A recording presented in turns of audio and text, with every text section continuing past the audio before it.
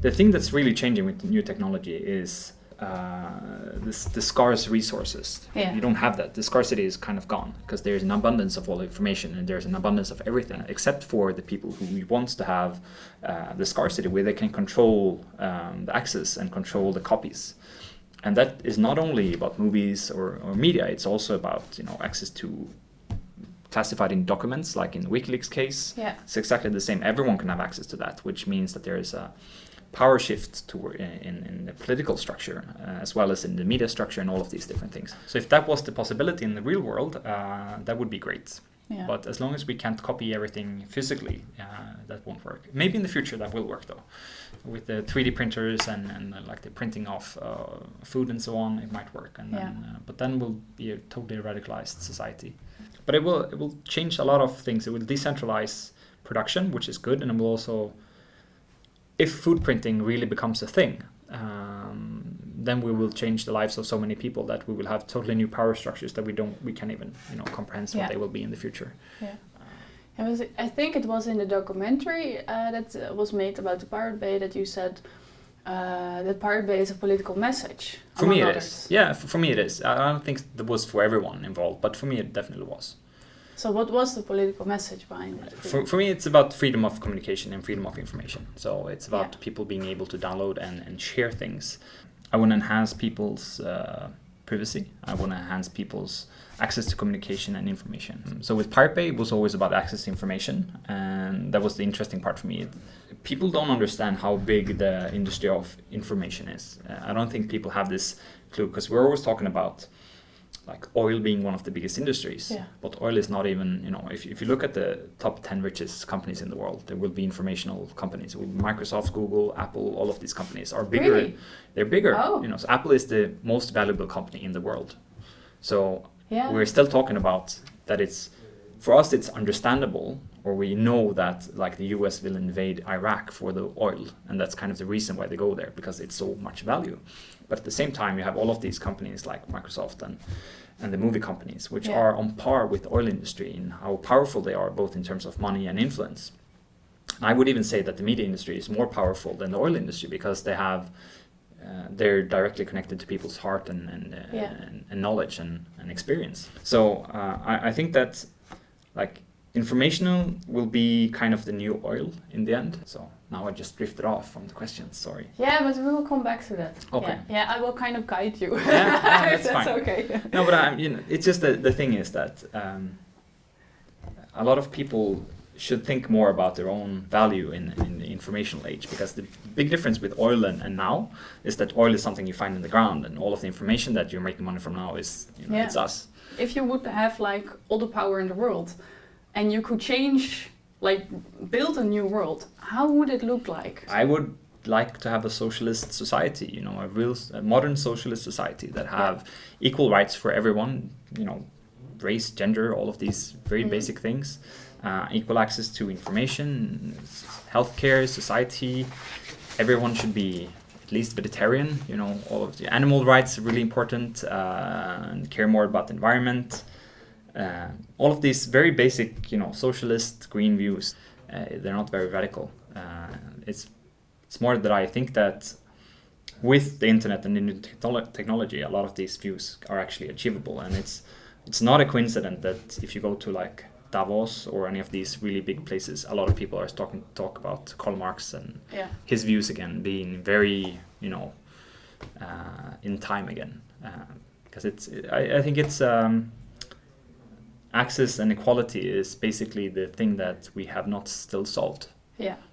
So is file sharing and like copyrights or lack of copyrights, is that part of it? Yeah, definitely. I think that if you have a socialist view, you think that everyone should have access to the same things. Yeah. And copyrights is limiting people in access to information. So it goes against the ideal of the human race, I think.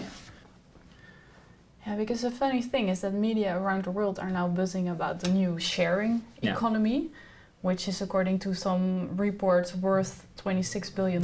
Yeah. But yet the file sharing, or like the Pirate Bay, is illegal. What's then the difference between the sharing economy, like Airbnb, for example, and The Pirate Bay. It's because it, like if you look at Airbnb, it's taking hotels and making it, it's part of privatization, I would say. So for me, it's kind of a capitalist problem. It's the same thing as entrepreneurship.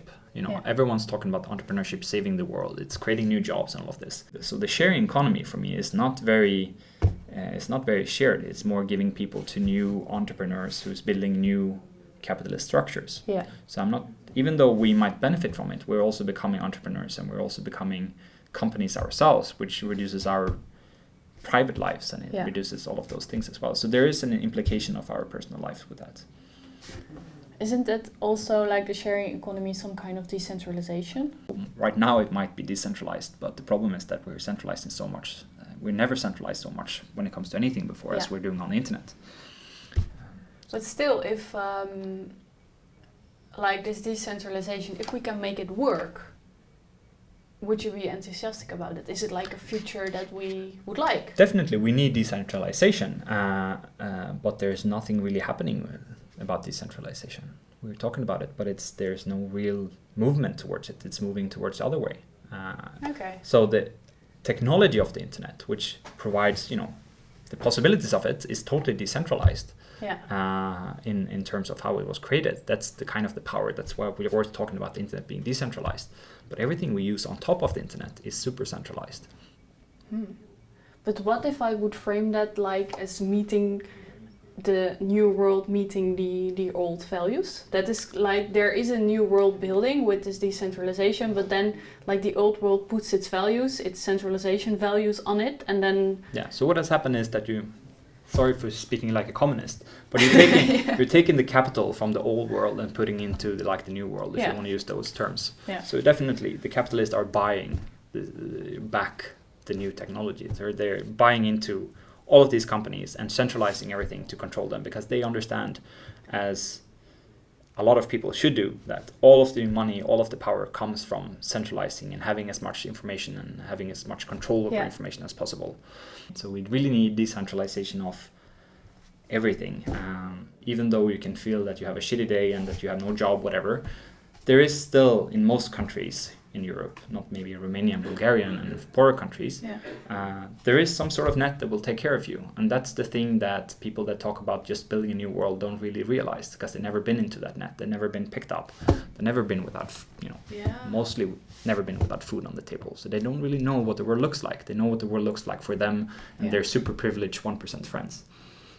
And every time I go to like a conference somewhere, I never, you don't meet people that struggle to get healthcare. You don't meet people that don't have all of their teeth. It's very ignorant saying that, we just ignore that. We're building something cooler. Yeah. And that really annoys me when you talk to like the Google guys with their Google glasses and all of that. It's like, use your fucking money on curing malaria, because that's a real issue right now.